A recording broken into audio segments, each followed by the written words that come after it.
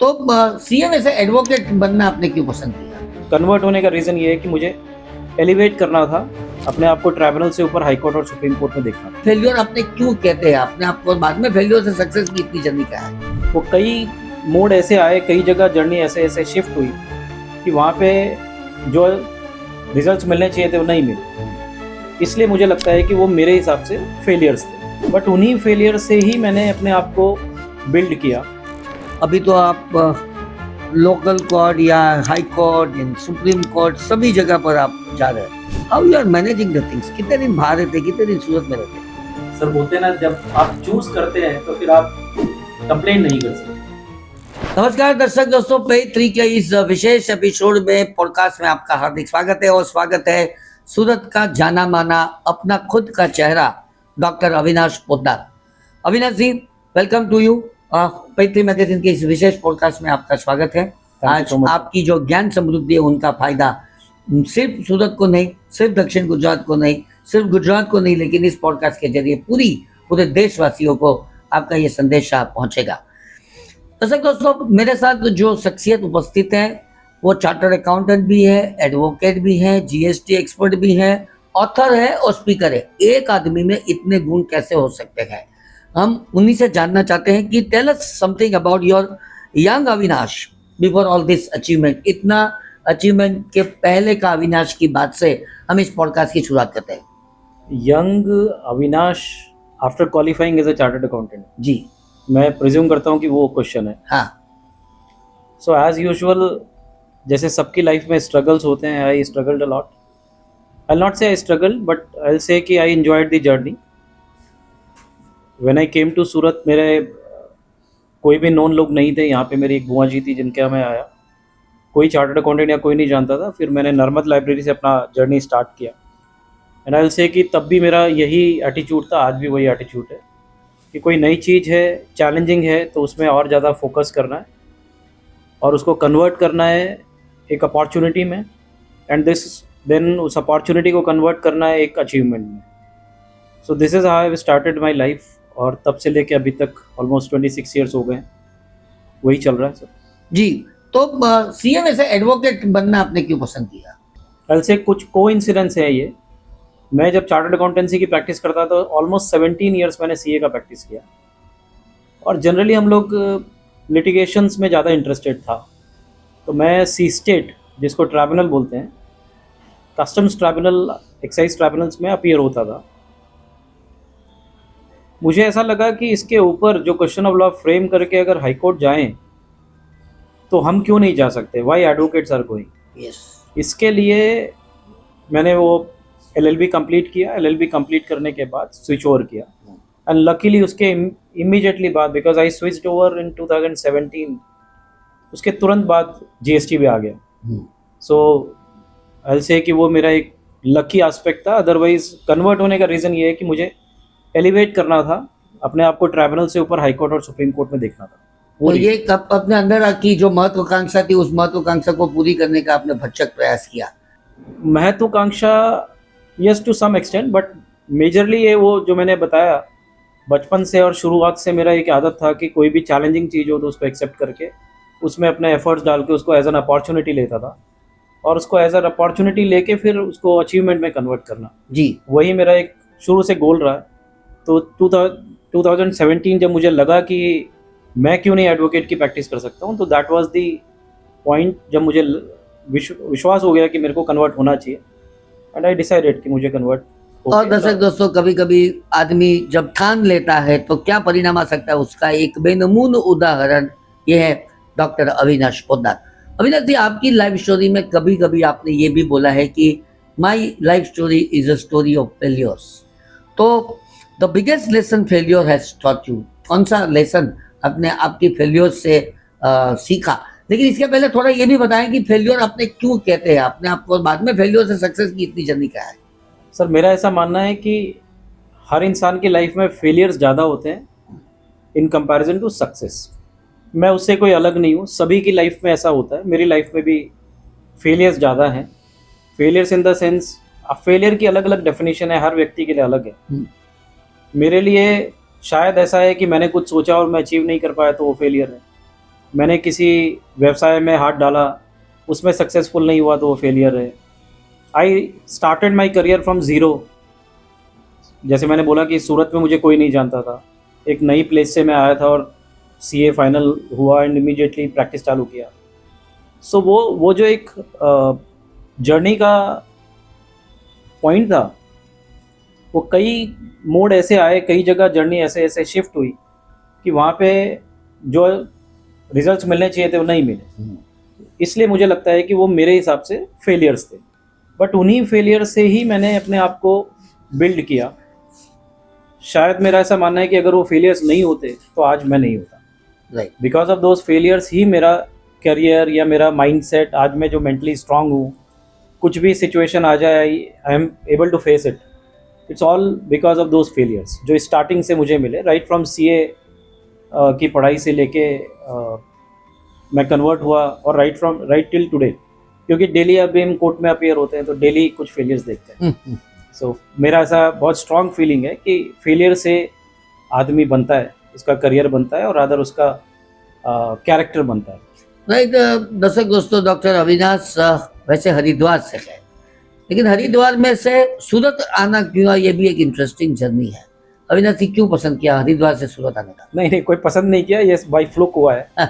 मैं CA finals के जो हमारे वेकेशंस होते हैं या लीव्स होती हैं जहाँ पे फाइनल्स की तैयारी करनी होती है आर्टिकलशिप के बाद, वो आर्टिकलशिप के ड्यूरेशन में आई स्टिल रिमेंबर 20 जून 99 को वर्ल्ड कप फाइनल था एंड 26 जून 1999 को, यानी 6 दिन बाद मैं सूरत में आया।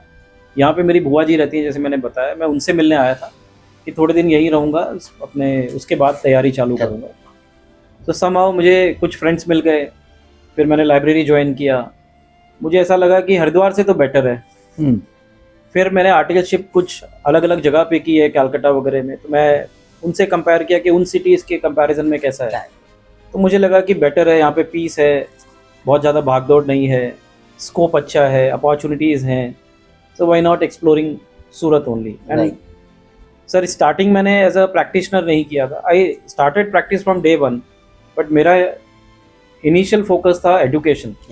तो मैं सीए की क्लासेस करता था, वहाँ से हम लोगों ने स्टार्ट किया जी। मैं और एक मेरे फ्रेंड ने स्टार्ट किया था। फिर स्लोली एंड ग्रेजुअली क्लासेस पे। थोड़ा इसके बारे में बताइए, कैसे सीए के क्लासेस कहाँ पर सूरत में किया, कुछ बड़ौदा में भी आपने कुछ वेंचर किए थे? जी जी जी, उसमें भी काफी दिक्कतें आई थी, थोड़ा ये भी बताइए। शुरुआत हमने की थी सूरत से ही जी, भटार पे ही हमने शुरुआत की। उस समय के सूरत में 99 की बात कर रहा हूँ मैं, तो 99 के समय में सूरत में शायद एजुकेशन का जो सीए का था उतना स्कोप हमें लगा नहीं है इन कंपैरिजन टू बड़ौदा। तो फिर मैं और मेरा friend Bhuvan Singhi, we went to Baroda. हम लोगों ने बड़ौदा जाके क्लास चालू किया एशियन अकेडमी के नाम से, एशियन राइट्स अकेडमी के नाम से। We were very successful. Day 1 पे ही हम लोगों को स्टूडेंट्स मिले और काफ़ी स्टूडेंट्स मिले और हम लोगों ने एक सक्सेसफुली एक बैच किया। बट उसके बाद समहाउ थोड़ी डिफ़िकल्टीज आने लगी, बिकॉज घर छोड़ के जब अलग रह रहे हैं, सब कुछ खुद बिल्ड कर रहे हैं, तो थोड़े स्ट्रगल्स आने लगे। स्ट्रगल्स, थोड़ी सी मिसअंडरस्टैंडिंग्स फ्रेंडशिप में, तो हम लोगों ने प्रेफर किया कि इट इज़ बेटर कि हम बिज़नेस को और फ्रेंडशिप को अलग करें एंड बेटर है कि हम उसको डिसकंटिन्यू करें। सो क्लासेस हम लोगों ने डिसकंटिन्यू की। मैं अपना सब्जेक्ट वहाँ पे पढ़ाता था 4 साल तक, और 2004 तक I use to go there regularly. मैं सैटरडे संडे जाके वहाँ पे सीए फाइनल्स को डायरेक्ट एक्सेस पढ़ाता था। उसके बाद जैसे जैसे प्रैक्टिस डेवलप होनी चालू हुई तो इंक्लिनेशन कम हो गया, प्लस वो डिफ़िकल्ट हो गया। देन आई चूज़ कि मैं बेटर है कि मैं एज अ स्पीकर जाऊँगा कॉन्फ्रेंसेस में, not for earning money but for sharing the wisdom और sharing the experience that I have. तो ये जर्नी है सर। राइट। हमने सुना है कि आपने सॉफ्टवेयर में भी कुछ काम किया था, लेकिन उसका भी आई थिंक एक मेजर सेटबैक आपके लिए था। वो सेटबैक के बारे में बताइए, इसलिए ये सेटबैक बनाना जरूरी है कि कोई भी बंदा सेटबैक के बाद भी इतना ऊपर उठ सकता है। सर मेरी लाइफ का वो वर्स्ट एंड बेस्ट फेज था। बेस्ट इसलिए both, I think emotionally and financially both. Yes yes, best मैं इसलिए बोल रहा हूँ क्योंकि मैंने एक अलग विंग को एक्सपीरियंस किया, टेक्नोलॉजी को। शुरू से मेरा टेक्नोलॉजी में इंटरेस्ट था सो ये स्टार्टिंग ऐसे हुआ सर कि मोनार्क करके यहाँ पे एक सॉफ्टवेयर चलता था, मोनार्क कंप्यूटर्स का, सुरेश भाई राजाई, उन्होंने मुझे अपॉइंट किया कि आप मेरे आके मेरे सॉफ्टवेयर और वो, क्योंकि मेरा इनकम टैक्स अच्छा था, मैं डायरेक्ट टैक्स पढ़ाता था, तो उन्होंने मुझे अपॉइंट किया कि आप मेरे आके मेरी कोडिंग और वो सब आप चेक करिएगा। तो उनका डॉस बेस्ड सॉफ्टवेयर था। मैंने उनको सजेस्ट किया कि यार अभी समय चेंज हो रहा है, नाउ इट्स 2002 की बात है, तो अभी हमको विंडो बेस्ड सॉफ्टवेयर बनाना चाहिए। somehow he was not inclined, then I thought कि मैं करता हूँ। सो मैंने 2003 में स्टार्ट किया अपना तरुण सॉफ्टवेयर लिमिटेड करके, उसमें हम लोगों ने विंडो बेस्ड सॉफ्टवेयर बनाया। So that was the best journey of my life, because वहाँ पे बहुत सीखा, बहुत मेहनत की। ऑलमोस्ट कई बार तो ऐसा होता था कि हम 3-3, 4-4 दिन कंटिन्यूस 24 आवर्स काम करते थे, उसके बाद घर जाते थे। वर्स्ट इसलिए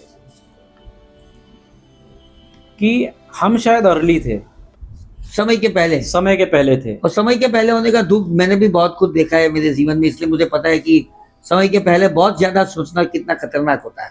तो एग्जैक्टली आप जो बोल रहे हैं वैसा ही कुछ हुआ।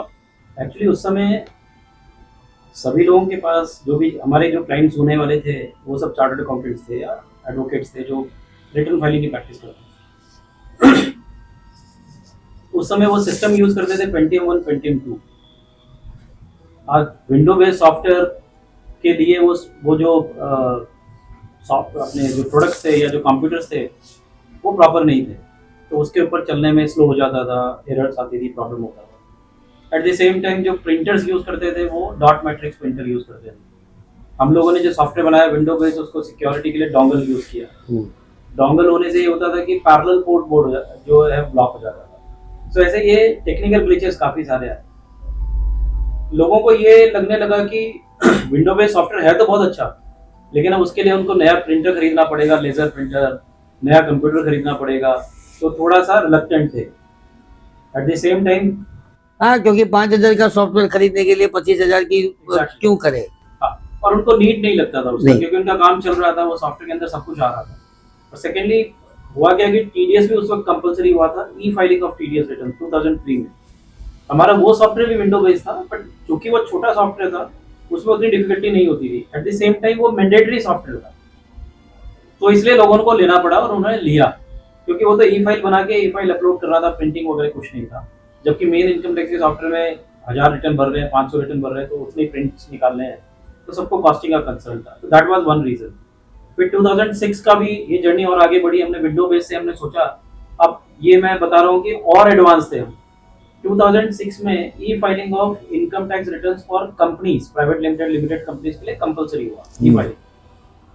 तो हम लोगों ने क्या किया, एक डोमेन लिया onlineitr.com, और उसमें विंडो बेस की जगह हम लोगों ने ऑनलाइन सॉफ्टवेयर बनाया जो पीएचपी में था। पीएचपी और जावा के मिक्सचर से वो हमने सॉफ्टवेयर बनाया, और वो एक पोर्टल पे सॉफ्टवेयर था। जैसे आज जीएसटी का रिटर्न फाइलिंग का जो गवर्नमेंट का प्रोडक्ट है, वैसा 2006 में बनाया। सो 2006 में जब हमने ये सॉफ्टवेयर ऑनलाइन वाला बनाया, तो उसमें ऑलमोस्ट काफ़ी सीएस ने हम लोगों को काम दिया, और हम लोगों ने उनकी फाइलिंग ऑनलाइन सॉफ्टवेयर से जनरेट करके, ई फाइल जनरेट करके की। बट जब हम उसको बेचने जाते थे तो लोगों का कंसर्न ये आता था, यार इसका सर्वर कॉम्प्रोमाइज़ होगा, मेरा डेटा सारा आपके पास चला जाएगा, तो डेटा कॉम्प्रोमाइज़ हो जाएगा, आप खुद भी चार्टर्ड अकाउंटेंट हो, तो वो इनसिक्योरिटी आया। समहाउ उसके बाद मुझे फीलिंग हुआ कि या तो मैं डिजर्व नहीं करता कुछ अच्छा प्रोडक्ट बनाने का, जो 20 साल, आज 2006 की बात कर रहा हूँ सर, आज 2026 है, अभी तक इनकम टैक्स का ऑनलाइन फाइलिंग का सॉफ्टवेयर जो हमने बनाया था वैसा अवेलेबल नहीं है। ओह, कुछ लोगों ने कोशिश किया, कुछ लोगों ने कमिट किया, बट आज भी वो विंडो बेस्ड सॉफ्टवेयर चल रहा है, लेकिन ऑनलाइन आज भी नहीं है।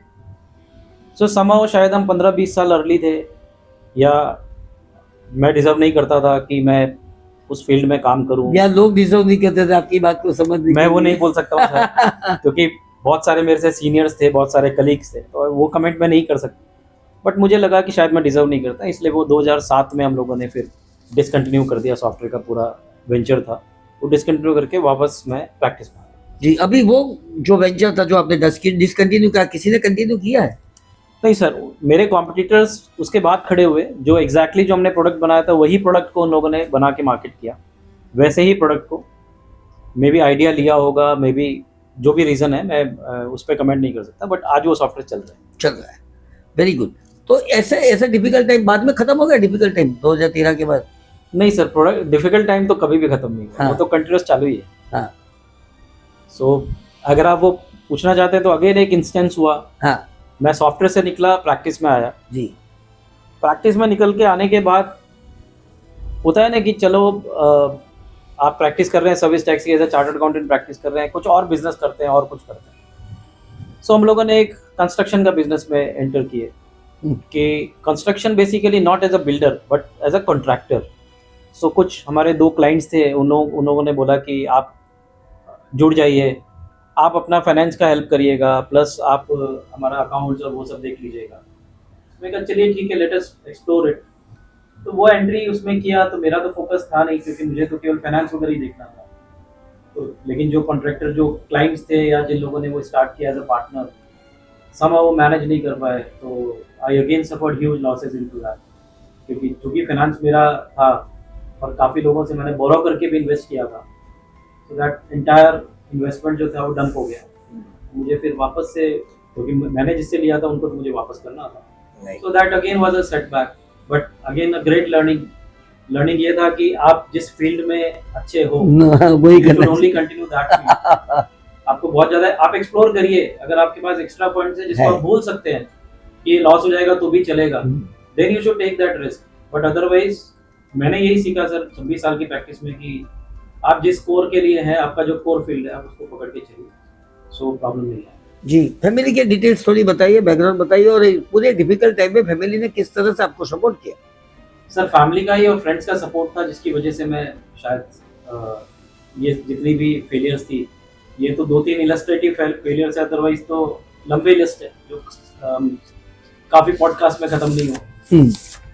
मेरी फैमिली में मेरे फादर हैं, मदर है, हम लोग गीता प्रेस गोरखपुर करके एक प्रेस है, जो ऐसा बोला जाता है हिंदू रिलीजन को आज भी वो लोग की बेसिस पे ही चल रही है, बिकॉज रामायण, गीता, महाभारत वो सब पब्लिश करते हैं।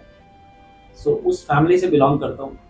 हनुमान प्रसाद पोद्दार जी जो थे मेरे रिलेशन में थे, मेरे फादर के ताऊ जी लगते थे। सेकेंडली हम लोग का बिजनेस पूरा गीता प्रेस से रिलेटेड ही है, तो फादर बिजनेस में है। मदर मेरी सोर्स ऑफ इंस्पिरेशन रही है शुरू से। रीजन बीइंग, वो बोलती हैं जब वो मैरिज हुआ था तो 11th पास थी, आज वो MMA है। So after marriage and after my birth उन्होंने ये सब पढ़ाई की है, और पढ़ाई भी सारे फैमिली की रिस्पॉन्सिबिलिटीज के साथ में की। अमेजिंग। एंड 3 सब्जेक्ट्स में वो MA है, so that is the inspiration. उनको PhD करना था somehow, मेरे PhD होने का रीज़न भी वही है कि मैंने वहीं से इंस्पिरेशन लिया कि PhD मैं करूँगा, तो वो नहीं। इसके अलावा मेरी वाइफ है, she is a chartered accountant and lawyer, वो भी लॉ की प्रैक्टिस करती है मेरे साथ। मेरा सन है जो भी इंजीनियरिंग कर रहा है, मेरी डॉटर है वो भी 9th में है, मेरे ब्रदर मेरे साथ में है, जॉइंट फैमिली में हम रहते हैं, सो वो मेरे साथ में ही ऑफिस में है। ब्रदर का सन है, वो जस्ट अभी 12th किया है और उसको अभी लॉ करना है, सो वो अहमदाबाद में GLS है, वहाँ से वो लॉ स्टार्ट करेगा। बस ये फैमिली, हम 9 लोगों की फैमिली है, we all are staying together. Very good, बहुत अच्छी बात बताई। और 9 लोगों का इस जमाने में साथ रहना, ये अपने आप में भी बहुत बड़ी घटना हम मानते हैं। और आपने जो बताया आपकी मदर ने MMA किया है, दिस इज समथिंग अनयूजुअल। ऐसी परिस्थिति में भी इतना आप लोगों को पढ़ाया, उन्होंने खुद भी इतनी पढ़ी, ये भी बहुत बड़ी बात है। अच्छा देखिए, सर्वाइव चैलेंजेस एंड अनसर्टेनिटी, यानी कि कुछ भी अगर कुत्ता ही नहीं होता है, कुछ भी हो सकता है जीवन में। ऐसे ही पूरा जीवन अपना चलता है, सबका चलता है, क्योंकि न जाने कल किसने देखा है, अचानक कोरोना गया तो सब कुछ समीकरण बदल गया। अचानक अमेरिका और इजराइल के बीच युद्ध चालू हो गया, परिस्थिति और वापस बदल गई। हम कुछ अच्छा चाहते हैं, लेकिन अब सुबह उठते हैं कुछ ऐसी चीजें सामने आ जाती है जहाँ पर अनसर्टेनिटी आ जाती है। ऐसी चैलेंजेस के लिए यंग प्रोफेशनल्स को किस तरह से अपने आप को अपना घर तक करना चाहिए? What kind of qualities which is required, जो आप उसका मैसेज देना चाहते हैं?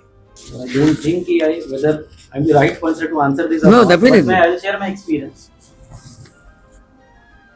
सर अभी समय चेंज हो गया है। हम लोगों ने जब CA किया तब हम सब डिपेंडेंट थे मेहनत पे, बुक्स पे।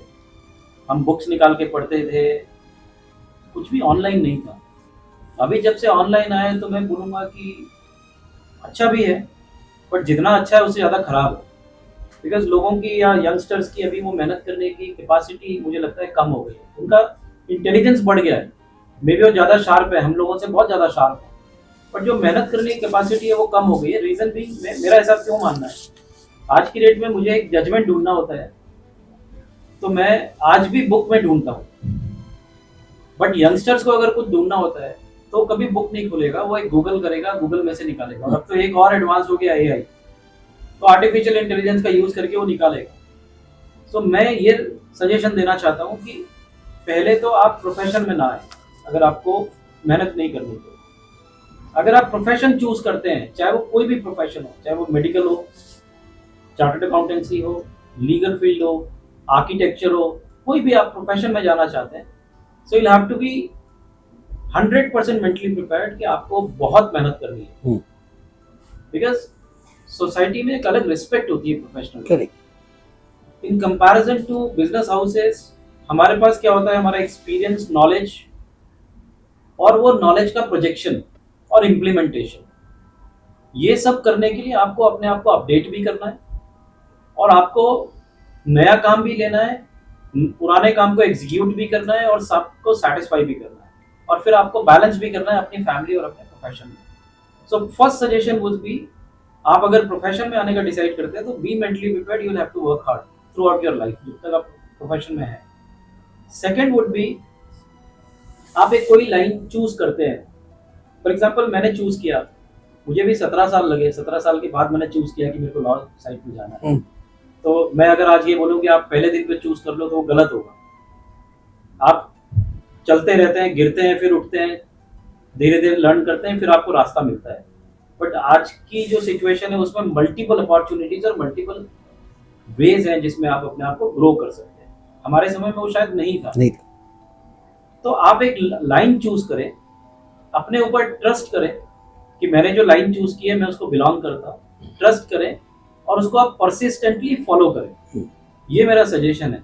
आप वेवरिंग माइंड ना रहे, आपको कुछ अलग करना है तो पहले आप जो कर रहे हैं उस पर आप अपने आप को सेटल कर लें, स्टैब्लिश कर लें, then you can choose and go for other options also. उसमें कोई रिस्ट्रिक्शन नहीं है। I'll give one example. मैं चार्टर्ड अकाउंटेंट था, मुझे टैक्स करता था, ऑडिट्स करता था, अकाउंटेंसी देखता था। मेरे पास एक ऑप्शन आया कि मुझे प्रैक्टिस करनी है लॉ की, तो इनिशियली मैं लॉ की प्रैक्टिस में शायद टैक्स की प्रैक्टिस करूंगा। धीरे धीरे मेरे लिए रास्ते बंद नहीं हुए, मैं धीरे धीरे सिविल के भी जा सकता हूँ, क्रिमिनल में भी जा सकता हूँ, लैंड प्रैक्टिस में भी जा सकता हूँ। सो पॉइंट इज, एक जो आपका कोर है उसको आप पकड़ लीजिए, उस कोर को पूरे ट्रस्ट के साथ और एफर्ट्स के साथ मेहनत करिए, उस पे have a grip over that. उसके बाद आप दूसरी चीजें एक्सप्लोर कर सकते हैं। This is what I will suggest. But one thing is very sure, मैं ये प्रिज्यूम कर रहा हूँ सर कि ये प्रोफेशनल्स के लिए मैं ये शेयर कर रहा हूँ कि अगर प्रोफेशन में आना है तो आपको मेहनत करनी है। उसके बिना आप प्रोफेशन में ज़्यादा सर्वाइव नहीं कर सकते। आप मेडिकल पे किसी डॉक्टर को देखिए सर, चाहे वो फिजिशियन हो चाहे वो सर्जन हो, उनकी लाइफ 24/7 होती है। आप किसी लॉयर को देखिए, क्रिमिनल लॉयर को, आप किसी चार्टर्ड अकाउंटेंट को देखिए, इन लोगों की लाइफ 24/7 होती है। सो वही चीज आपको माननी पड़ेगी और फॉलो करनी पड़ेगी, then sky is the limit. Right. आप ऑथर कैसे बन गए? सर 2013 का आपने एक इंस्टेंस अभी छेड़ा था। 2013 में कई मल्टीपल इंस्टेंस हुए थे, तो एक बोलते हैं ना सर, कुछ गलत होता है तो कुछ अच्छा भी होता है। तो 2013 जनवरी में मेरे साथ एक इंस्टेंस हुआ था। वो इंस्टेंस कुछ डिपार्टमेंट से रिलेटेड था, सर्विस टैक्स डिपार्टमेंट से related. There was some instance which has happened और उसकी वजह से मुझे डिफेम मिल सकता था, मेरी प्रैक्टिस बंद हो सकती थी, मे बी मेरा इंस्टीट्यूट में कंप्लेंट हो सकता था। But everything was handled by the grace of almighty God कि वो सब अच्छे से हुआ, क्योंकि मेरा इंटेंशन बहुत क्लियर था। I was not having the bad intention, तो मैं उससे निकल गया। अब जब आप डिपार्टमेंट की इस परिस्थिति से जब मैं निकला तो मैंने सोचा यार डिपार्टमेंट में ये कभी भी हो सकता है। हम डिपार्टमेंट की प्रैक्टिस करेंगे, ये होना है, तो हो सकता है कभी भी कुछ नेगेटिव पॉजिटिव हो जाए। That was my thought. आज भी लोग कर रहे हैं डिपार्टमेंट की प्रैक्टिस, तो उससे कोई ये नहीं है कि खराब है या अच्छा है, मेरा ऑफिस में भी मैं नहीं जाता, मेरे कलीग्स जाते हैं। जाते हैं। तो सर तब मुझे लगा कि I need to have something to show knowledge. तो 2013 में जब मेरा मोस्ट डिफिकल्ट टाइम चल रहा था, उस समय मैंने डिसाइड किया कि मुझे बुक लिखनी चाहिए। और उस पीरियड में मैं बात कर रहा हूँ जनवरी 2013 की, जब मेरा सबसे ज़्यादा लीन पीरियड चल रहा था। सॉफ्टवेयर के लॉसेस भी उसके सामने कुछ नहीं थे, बिकॉज यहाँ पे मेरा पूरा करियर स्टेक पे था। So this was the most grave period I had 2013। उस वक्त 2013 मार्च में मैंने डिसाइड किया कि बुक लिखता हूँ, और मई 2013 में मेरी बुक पहली रिलीज हुई थी सर्विस टैक्स पे, जो अराउंड 2500 पेजेस की बुक थी। भारत पब्लिकेशन ने रिलीज की थी ऑल ओवर इंडिया। तो दैट वाज माय जर्नी कि मैंने बुक वहाँ से स्टार्ट की। बैड फेज में, सबसे खराब समय में मुझे लगा कि इंस्पाइट ऑफ मैं और कहीं फोकस करूँ, मैं अपनी नॉलेज पे फोकस करता हूँ। मैंने इस पर रिसर्च करके बाद में कितनी पुस्तकें लिखी? अराउंड 20 बुक्स हैं। तो ये कहाँ पर मिलती हैं? फिजिकली मिलती हैं, ऑनलाइन मिलती है, कहाँ पर? दोनों जगह मिलती है सर। फिजिकली अमेजन वगैरह पे है, कोई भी आप इस पे जाएंगे तो आपको मिल जाएगा ऑनलाइन में, प्लस फिजिकली भी मिलती है। सारे लॉ जो सेलर्स होते हैं, लॉ बुक सेलर्स, उनके पास मिलती है। और चूंकि हमारी टैक्स की बुक्स है तो वो अमेंड होती रहती है। अभी मेरी 3 बुक्स पाइपलाइन में है, मोस्ट प्रोबेबली 2 तो जुलाई में रिलीज होंगी, एंड वो सब अमेंडेड बुक्स है और एवरीवेयर इट इज अवेलेबल। तो डॉक्टर अविनाश पोद्दार, आप सीए के बाद एडवोकेट से ऑथर, राइटर, और अब तो आप मोटिवेशनल स्पीकर भी हो गए हैं, वक्ता भी हो गए। कहाँ पर जाते हैं पता नहीं, अब कैसे करते हैं? मोटिवेशनल स्पीकर तो सर नहीं हुआ, लेकिन वो सब्जेक्ट पे आप तो बहुत अच्छा बोलते हैं, जीएसटी पे। मुझे जीएसटी के लिए लोग कहीं कॉन्फ्रेंसेस में जाते हैं, राष्ट्रीय अधिवेशन में जाते हैं, कहीं इंटरनेशनल लेवल पे भी आप जाते हैं, थोड़ा बताइए उसके लिए। हाँ, ये बात सही है कि मुझे बड़े बड़े कॉन्फ्रेंसेस में बुलाया जाता है एज ए स्पीकर, और मोस्टली मेरा सब्जेक्ट जीएसटी होता है जहाँ पे वो चाहते हैं। लेकिन अभी चूंकि मैं एडवोकेट हूँ तो लिटिगेशन से रिलेटेड ज़्यादा सब्जेक्ट्स में भी बुलाते हैं। तो मैंने अभी तक 1800 से 2000 सेमिनार्स, नेशनल कॉन्फ्रेंसेस सब किए हैं एज अ स्पीकर, और फ्रीक्वेंटली जाता हूँ सर। वो जर्नी मेरी स्टार्ट हो गई थी 2009 से, जब मैं सीए की प्रैक्टिस करता था। तब कम लोग बुलाते थे, कम पॉपुलैरिटी थी। उसके बाद धीरे धीरे लोगों ने एक्सेप्ट करना चालू किया। तो अभी तो आप लोकल कोर्ट या हाई कोर्ट या सुप्रीम कोर्ट सभी जगह पर आप जा रहे हैं। How you are managing the things? कितने दिन बाहर रहते हैं, कितने दिन सूरत में रहते हैं? सर बोलते हैं ना, जब आप चूज करते हैं तो फिर आप कंप्लेंट नहीं कर सकते। तो मैं जब सीए था तब मैं पूरे टाइम सूरत में रहता था। मैंने चूज किया कि मैं प्रैक्टिस करूंगा एज एन एडवोकेट। अब सीए के बाद प्रैक्टिस एडवोकेट का मतलब एलिवेशन, यानी आपको हाई कोर्ट या सुप्रीम कोर्ट जाना। आप लोअर कोर्ट में प्रैक्टिस नहीं करोगे। प्लस मैंने जैसे बताया कि टैक्स की प्रैक्टिस है, तो टैक्स तो एडजुडिकेशन लेवल ये होता है डिपार्टमेंट, वो मुझे जाना नहीं था। फर्स्ट अपील पे जाना नहीं, तो ट्राइब्यूनल हाई कोर्ट रहता था। तो मैंने चूज किया मैं हाई कोर्ट में प्रैक्टिस करूँगा। यू आर राइट, मैं भी ऑलमोस्ट 4 दिन वीक में मिनिमम ट्रैवल करता हूँ, और 1 या 2 दिन मेरा सूरत में रहता है। उसमें भी सैटरडे संडे को कॉन्फ्रेंसेस होती हैं, खासतौर से भी जैसे जून है, जुलाई है, तो नेशनल कॉन्फ्रेंसेस का टाइम होता है, तो वो सैटरडे संडे भी मोस्टली ट्रैवल हो जाता है। सो अगर मैं बोलूँ तो 1 या 2 दिन सूरत में रहता हूँ, बाकी टाइम ट्रैवल। तो दर्शक दोस्तों, भागते हुए भगाते हुए, ये है डॉक्टर अविनाश पोद्दार। अविनाश जी, आपका बहुत बहुत शुक्रिया। आपने बहुत ही ज्ञान का प्रसार और प्रचार किया इस माध्यम से, और इस टीवी पॉडकास्ट में आपने इतनी सारी अपनी इंस्पिरेशनल बातें बता दी कि किसी और को ये सुन के लगे कि नहीं, जीवन में फेलियर होने के बाद भी एक बंदा इतना सक्सेसफुल हो सकता है। थैंक यू वेरी मच, आपका बहुत बहुत शुक्रिया, धन्यवाद। दर्शक दोस्तों, ये थे डॉक्टर अविनाश पोद्दार अपने विचारों के साथ पेज 3 के इस विशेष पॉडकास्ट में। उनका आभार मानते हुए आप सबका भी आभार। नए एपिसोड में नई बातों के साथ मिलते रहेंगे। तब तक के लिए पेज 3 के एडिटर निखिल मद्रासी को आज्ञा दीजिए। नमस्कार।